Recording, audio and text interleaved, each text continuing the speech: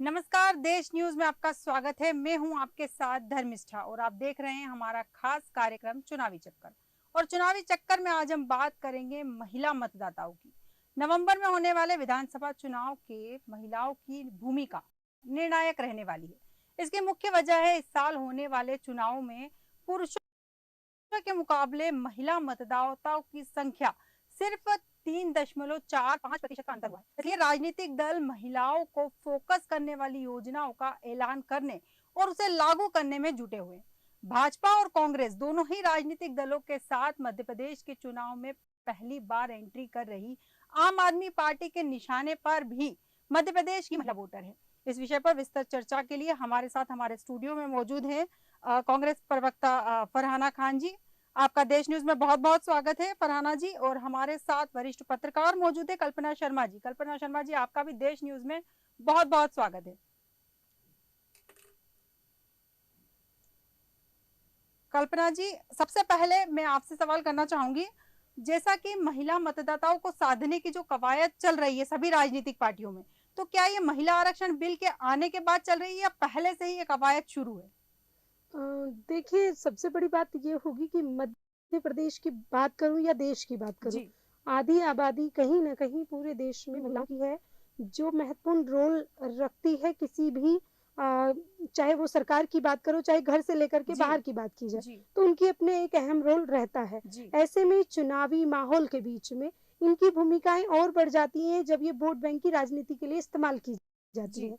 तो मैं अगर बात करूँ इस समय जितनी भी स्कीम्स लागू की गई, चाहे मध्य प्रदेश की अगर मैं बात करूँ, लाडली बहना की बात कर लूँ, जी। अन्य भी जितनी भी स्कीम्स हैं, उनको गैस सिलेंडर ₹450 में देने की बात की गई। 21 साल से ऊपर जितनी भी महिलाएँ हैं, उनको ₹1500 देने की इस महीने शायद उनकी किस्त उनके खाते में आ जाएगी। जी। जब ऐसी स्कीम्स लागू की जाती हैं किसी भी स्टेट में, तो कहीं न कहीं ये सिर्फ़ एक महिलाओं को रिझाने का प्रयास किया जाता है। जी। देखिए, अभी आज भी लिस्ट जारी हुई है बीजेपी की, कल बिल्कुल। रात जारी हुई, जी। उसमें आप ओवरऑल अगर देखा जाए आंकड़ा, तो कहीं न कहीं सिर्फ 11 पॉइंट समथिंग परसेंट ही महिलाओं को बिल्कुल। टिकट बिल्कुल। अब तक दिया गया। बिल्कुल। तो आखिर ऐसी क्या मजबूरी हो जाती है जब आप उनको लुभाने की, जब वोट बैंक की बात होती है तो उनकी ज़रूर आप बात करते हैं, जी। लेकिन उनको शीर्ष नेतृत्व देना इतना मुश्किल आपके लिए कैसे हो जाता है? बिल्कुल। तो ये एक सवाल ज़रूर हमेशा बना रहता है। इनको देखते हुए सारी राजनीतिक पार्टियाँ सिर्फ और सिर्फ महिलाओं को वोट बैंक की राजनीति ही समझने लगी, जैसा मुझे जान पड़ता बिल्कुल। है। बिल्कुल। बिल्कुल सही कहा है कि महिलाओं को वोट बैंक की राजनीति के लिए ही इस्तेमाल किया जा रहा है।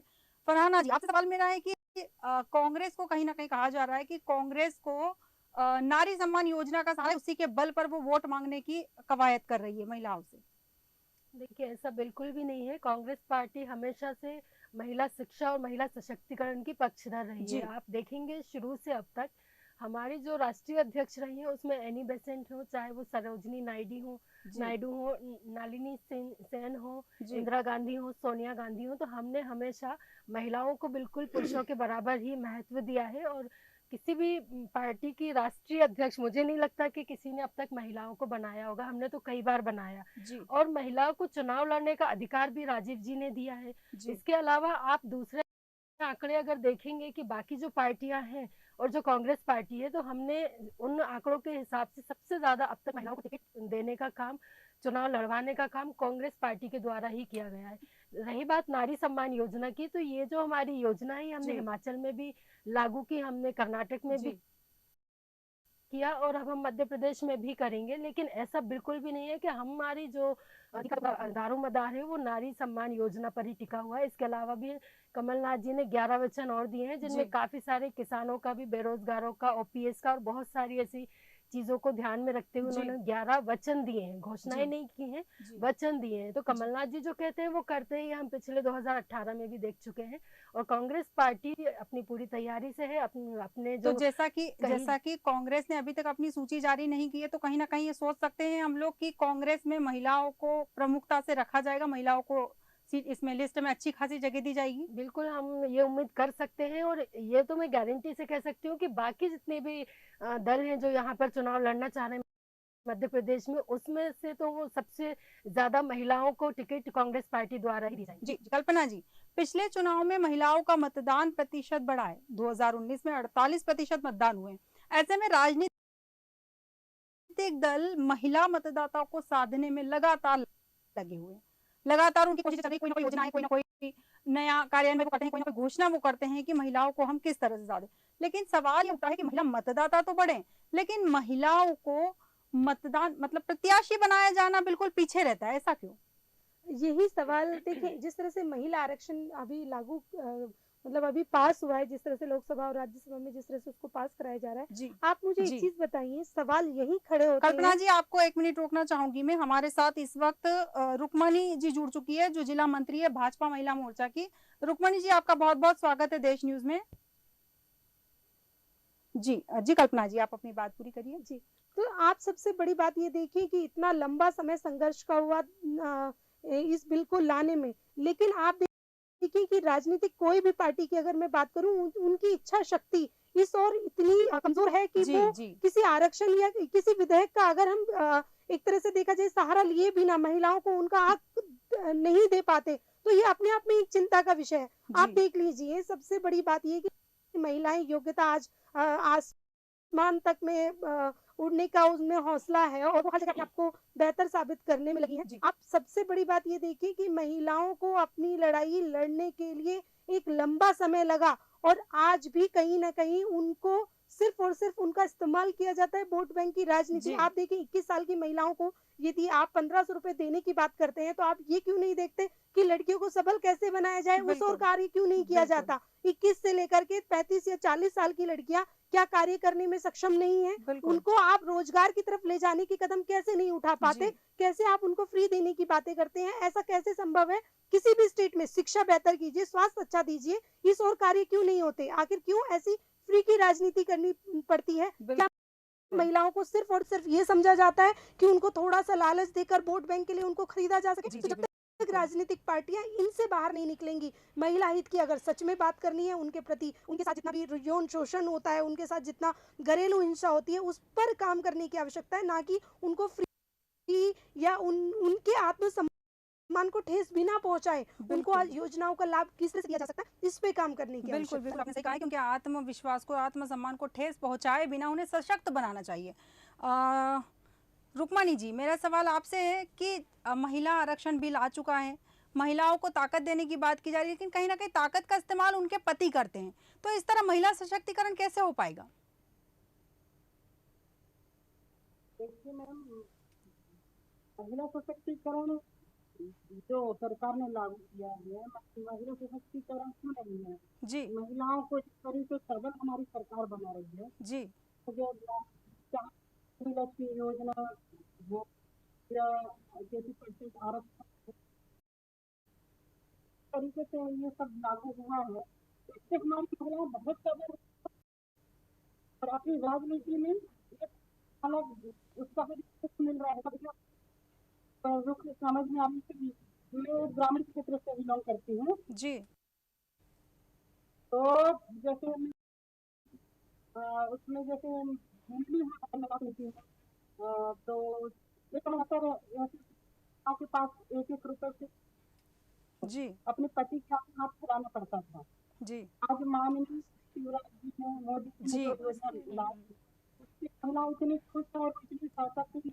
आज उनके 1000 रुपये जो खाते में आ रहे हैं, उससे वो इतनी मतलब कि कहें कि अपने आप को एक बहुत खुशी जाहिर कर रही है। जी, जी, ये बहुत अच्छा काम माननीय मुख्यमंत्री जी की तरफ से किया गया है महिलाओं के लिए, और उसका भी कुछ है सब जी, महिलाएं। रुक्मणी जी, धन्यवाद। हमारे साथ जुड़े रहने के लिए, बने रहने के लिए बहुत-बहुत धन्यवाद आपका।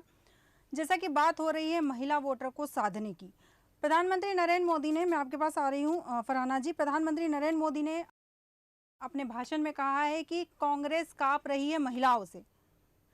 30 सालों से इन्होंने भी अटका रखा था। तो क्या देखिए वाकई में कांग्रेस कांप रही है भाजपा से और महिलाओं से? देखिए प्रधानमंत्री देश के सर्वोच्च पद पर बैठकर वो इस तरह की जब बात करते हैं तो ये शोभा नहीं देती, इस जी, तरह की भाषा उनके लिए। 2011 में सोनिया जी ने इस बिल को राज्यसभा में पास कराया था। ये शायद प्रधानमंत्री जी भूल गए होंगे, उनको याद नहीं होगा।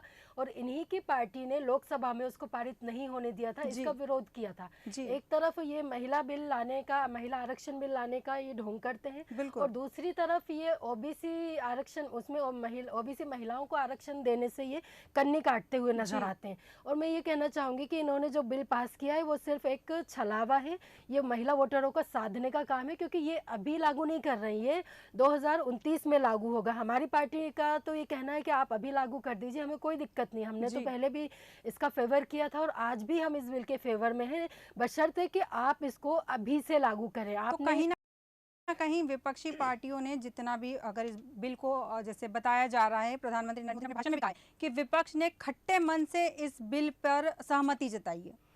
ये अपने मन की खटास की बात कर रहे हैं, जो 2011 में इन्होंने अपने मन की खटास के चलते ये बिल पास लोकसभा में नहीं होने दिया था, ये वही खटास की बात कर रहे हैं। बाकी जिस सभी ने इसका समर्थन किया है, ज़्यादातर सभी पार्टियों ने किया है, जी। और सबसे ज़्यादा कांग्रेस पार्टी ने खुलकर समर्थन किया जी। है। और हमारा तो ये कहना है, मैं फिर से दोहराऊंगी कि आप इसको अभी से लागू करिए। दिक्कत क्या है, आप जी। सब कुछ कर सकते हैं, आप बिना मुद्दा बताए आप संसद बुला सकते हैं, आप कभी भी रातों रात कोर्ट खुलवा सकते हैं, आपके फेवर में आपको जो कराना है आप वो करा सकते हैं।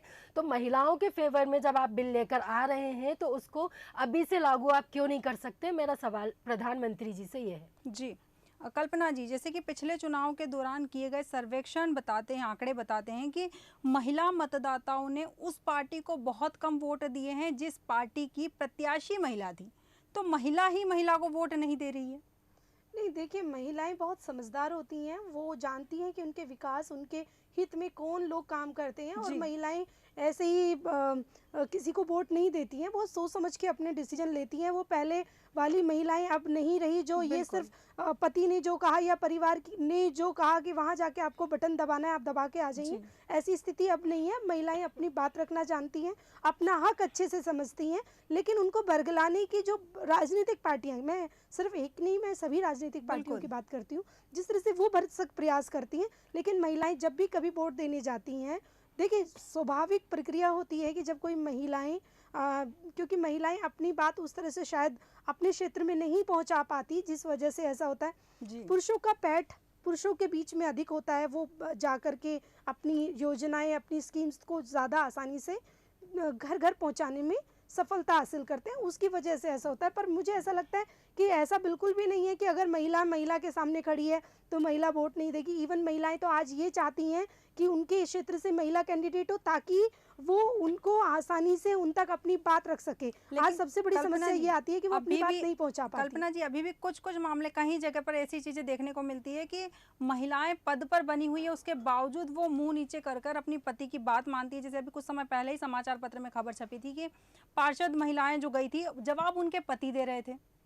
नहीं, देखिए, जब तक सशक्त, मैंने अभी आपसे जो बात कही थी कि जब तक आप महिलाओं को सक्षम नहीं बनाएंगे, उनको शिक्षित नहीं करेंगे, देखिए, किसी पति के आधार पे किसी महिला को टिकट देकर उसको उम्मीदवार बना देना या उसको पंचायत से लेकर अन्य क्षेत्रों में जिता देना, ये विषय जब तक खत्म नहीं होगा, जब तक महिलाएं सक्षम नहीं बनेंगी, जब तक उनकी शिक्षा अच्छी नहीं होगी, जब तक वो अपनी बात सही मंच पर सही तरीके से नहीं रख पाएंगी, इस पर काम करने की आवश्यकता है। उस पर कोई भी पार्टी नहीं चाहती, बल्कि राजनीतिक पार्टियों की इच्छा शक्ति ही यही बताती है कि वो महिलाएं, जो महिलाएं बोल्ड हैं, जो महिलाएं अपनी बात रखना चाहती हैं, उनको तो पुरुष आगे नहीं आने देंगे, क्योंकि वो जानते हैं कि वो उनकी राजनीति खत्म कर देंगी। तो महिलाओं को पीछे रखने का सारा दारोमदार देखा जाए इन्हीं राजनीतिक इच्छा शक्तियों की वजह से आज तक अधर में लटका हुआ है। बिल्कुल बिल्कुल। फरहाना जी, चुनाव आते ही क्यों महिलाओं की इतनी ज्यादा सभी पार्टियों को याद आती है? इसके पहले भी ये सारी योजनाएं जो अभी वर्तमान में लाई जा रही है वो पहले भी आ सकती थी, लेकिन चुनाव के समय ही ये सारी योजनाएं लाना कहीं ना कहीं ये बताता है कि महिला मतदाताओं को आकर्षित करने की कोशिश की जा रही है। देखिए, कांग्रेस पार्टी ने हमेशा से महिलाओं का ध्यान रखा है, और पहले भी आपने देखा होगा कि चाहे वो शिक्षा का अधिकार हो, चाहे वो जननी सुरक्षा योजना का हो, इस तरह की जितनी भी महिलाओं के लिए यौन उत्पीड़न के एक्ट हो, चाहे दहेज का एक्ट हो, और ऑफिस में जो महिलाओं के साथ वो होता है, यौन उत्पीड़न होता है, जी। उसके खिलाफ जो एक्ट बना है वो भी ये सारे एक्ट कांग्रेस पार्टी लेकर आई है। और अभी से नहीं लाई है, ये शुरू से, जब से हम देश आज़ाद हुआ और जब से सत्ता संभाली कांग्रेस पार्टी ने, तो तभी से महिलाओं का ये खास ख्याल रखा गया है। बाकी जो पार्टियां हैं वो उन्हीं योजनाओं को नाम बदल बदल के ये अपने गले माला पहन लेते हैं उन योजनाओं का। चुनाव के टाइम पर शिवराज जी को महिलाओं की याद आई है, लाडली बहना की याद आई है, जो अभी ये 1000 से शुरू होकर ये 3000 तक पहुंचने का ये जो जी। कर रहे हैं, योजना लेकर आ रहे हैं, जी। ऐसा वो बोल रहे हैं, मुझे लग नहीं रहा ऐसा होगा। तो मैं ये पूछना चाहूंगी कि 18 साल से तो आपकी सरकार है, बल्कि 20 साल हो गए, अब तो 20 के भी ऊपर हो गए, तो ये बहनें तब आपकी लाडली नहीं थी क्या? तब आपको इनका ध्यान नहीं था? कल ही की एक घटना है, भास्कर के उसमें छपी हुई थी कि एक महिला, प्रेग्नेंट महिला को 4 आदमी डंडे में, चादर में बांध कर लेकर जा रहे हैं उसको नदी पार कराने के लिए एम्बुलेंस तक। तो ये तो इनका विकास है। महिलाओं के लिए ये मूलभूत सुविधाएं जो गांव की महिलाएं हैं, अगर वो प्रेग्नेंट होती हैं तो उनको इस तरह की मुश्किलों का सामना करना पड़ रहा है। और ये सिर्फ एक घटना है, आप पिछले जुलाई से अब तक की अगर देखेंगे तो मैं कहती हूँ कि 25 से 30 से ज़्यादा ऐसी घटनाएं हमें आए दिन देखने को मिलती हैं कि कभी कंधे पर उठाकर ले जा रहे हैं, कभी चादर में बांध कर ले जा रहे हैं, कभी साइकिल पर बैठा कर ले जा रहे हैं। तो महिलाओं की स्थिति जो है, वही जैसे कल्पना जी ने बात की कि सिर्फ बोलने से नहीं होगा, महिलाओं को शिक्षा का अधिकार देना होगा, महिलाओं के स्वास्थ्य का ध्यान रखना होगा और महिलाओं के सशक्तिकरण के लिए कार्य करना होगा, तब असल में महिलाओं की शक्ति की बात होगी। जी, अगर जनता आपको आशीर्वाद देती है तो महिलाओं के सशक्तिकरण के लिए आप क्या करेंगे? जो पहले से करते आए सारा कुछ हम लोगों ने किया ही है पहले से, हम उन योजनाओं को आगे भी करेंगे। और काफ़ी सारी योजनाएं ऐसी हैं जो इस सरकार ने बंद कर दी हैं, हम वो सारी योजनाएं भी आगे चालू करेंगे। और कन्यादान योजना कमलनाथ जी ने जब हमारी 18 में सरकार बनी थी उसकी राशि दुगनी की थी, इन्होंने फिर उसको कम कर दी थी। तो इस तरह की जो योजना है, और सबसे ज़्यादा महिला की जो एजुकेशन का है, महिला की हेल्थ का जो इश्यूज़ हैं, हम उन पे ज़्यादा काम करेंगे और जो भी बेस्ट होगा हम करते आए हैं, आगे भी करेंगे। जी, कल्पना जी, जैसे महिला आरक्षण बिल आया है, कहीं ना महिलाओं की सदन में संख्या बढ़ जाएगी। सदन में संख्या बढ़ने के बाद कई पुरुषों के टिकट पे खतरा आ जाएगा, तो क्या पुरुष अपनी सत्ता और सुविधाओं को छोड़ने के लिए तैयार हो जाएंगे? क्योंकि जैसा कि देखते हैं हम, हमारा पितृ सत्तात्मक जो समाज है वो इतनी आसानी से अपने अधिकार छोड़ देगा। देखिए, ये बिल चाहते तो अभी भी लागू किया जा सकता था जी। परिसीमन का बहाना बनाकर इसको डिले किया गया। और उसको डिले कब तक किया गया? 2026 से परिसीमन की प्रक्रिया स्टार्ट होगी। जी, तो आप बिल्कुल। अंदाजा लगाइए 2029 के बाद का ये कभी का एक होगा। जी। तो अभी इसकी डेट फिक्स नहीं है, तो आप इससे आइडिया लगा सकते हैं कि पुरुष समाज इतनी आसानी से इसको लागू कैसे होने देगा। अभी उसमें भी बहुत सारी बाधाएं आएंगी, क्षेत्रों की बाधाएं आएंगी कि फलाने क्षेत्र से कितनी महिलाएं आनी चाहिए। तो ये विषय इतना सरल नहीं है जितना सरल इसको बताया गया। अगर इच्छा शक्ति की बातें लागू कीजिए ना, क्या जाता है आपकी। अभी अभी अगर मैं टिकट बंटवारे की मैं बात कर दूं, क्यों ऐसा नहीं हो पाया कि आप अपनी 33% महिलाओं को इस बार टिकट वितरण कर पाए हैं? क्योंकि ना कर सकते हैं, क्योंकि इच्छा शक्ति की बहुत ज़्यादा अभाव है। और सबसे बड़ी बात, मैंने फिर कहा कि जब तक पुरुषों में महिलाओं के प्रति यह सुरक्षा का भाव रहेगा, क्योंकि वो जानते हैं कि महिलाएं सक्षम है, और यदि महिलाओं को बाहर उनको अपॉर्चुनिटी मिलती है अपने आप को प्रूफ करने की, वो पुरुषों से काफ़ी बेहतर अपने आप को प्रूफ कर सकती हैं। तो इसकी डर से कहीं ना कहीं कोई भी नहीं चाहेगा कि इतनी आसानी से महिलाएं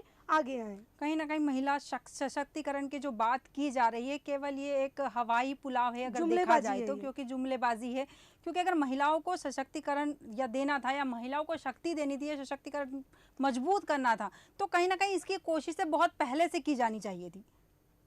बिल्कुल, जैसा कि आपने बताया है, अभी वर्तमान में जो सरकारें लगातार घोषणाएं करी, आप आम आदमी पार्टी भी इस विषय में आगे हैं, वो भी महिलाओं को साधने की कवायद पे लगी हुई है, और महिला मतदाता इस बार निर्णायक भूमिका होंगे। कल्पना जी, जैसा कि बताया जा रहा है, अब बीजेपी की दूसरी सूची के अंदर भी मात्र 6 महिलाओं के नाम है। कयास लगाए जा रहे थे कि इस बार महिला आरक्षण बिल के बाद में इस सूची में महिलाओं की संख्या बढ़ेगी।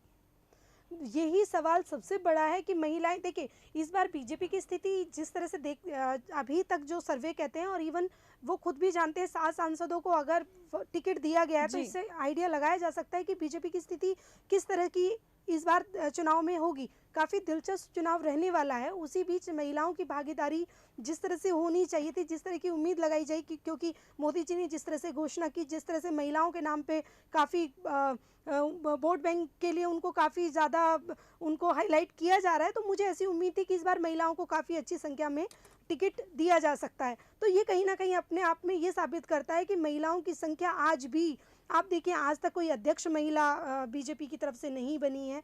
प्राइम मिनिस्टर की अगर मैं बात कर दूं, आपने एक राष्ट्रपति ज़रूर हमको दी, लेकिन आप प्राइम मिनिस्टर बनाने की बात कर रहे हैं तो महिलाएं, गिनी चुनी महिलाएं ऐसी हैं जिसको आप पावरफुल पद दे पाते हैं। तो मुझे ऐसा लगता है कि चाहे कोई भी पार्टी हो, लेकिन हाँ, कांग्रेस की अगर मैं बात करूं, पिछले इलेक्शन में भी उन्होंने 28 या 27 महिलाओं को टिकट दिया था जी। और इस बार भी मुझे उम्मीद है कि कांग्रेस काफ़ी हद तक इस ओर ध्यान देने वाली है। लेकिन अगर मैं बीजेपी की बात करूं, जो महिला हित की बहुत ज़्यादा बात करती है, उसको अब तक जो मुझे सूची जो सामने आई, उस सूची के हिसाब से ऐसा लगता है कि कहीं ना कहीं महिलाओं को उन्होंने साइड में किया हुआ है। अभी महिलाओं पे उनका फोकस नहीं गया है। शायद हो सकता है 2024 के बाद, मतलब 2023 का इलेक्शन और लोकसभा के बाद हो सकता है महिलाओं की भूमिका बढ़ा दी जाए। इसी उम्मीद के साथ हम इंतजार कर सकते हैं। जी बिल्कुल कल्पना जी का और फरहाना खान जी का बहुत बहुत धन्यवाद हमारे साथ स्टूडियो में बने रहने के लिए और विस्तृत चर्चा के लिए बहुत बहुत धन्यवाद।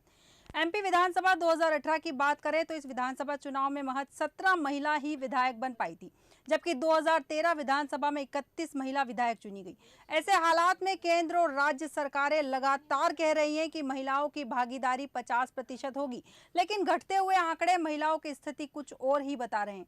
अब देखना दिलचस्प होगा कि प्रधानमंत्री मोदी के महिलाओं को इतना सम्मान देने के बाद, उनके लिए नारी वंदन अधिनियम लाने के बाद राजनीतिक पार्टियां महिलाओं को कितना सम्मान देती है और महिलाएं खुद कितना अपने अधिकार के लिए आगे बढ़ती है। हमारे आज के खास कार्यक्रम चुनावी चक्कर में इतना ही। आप बने रहिए देश न्यूज़ के साथ। नमस्कार।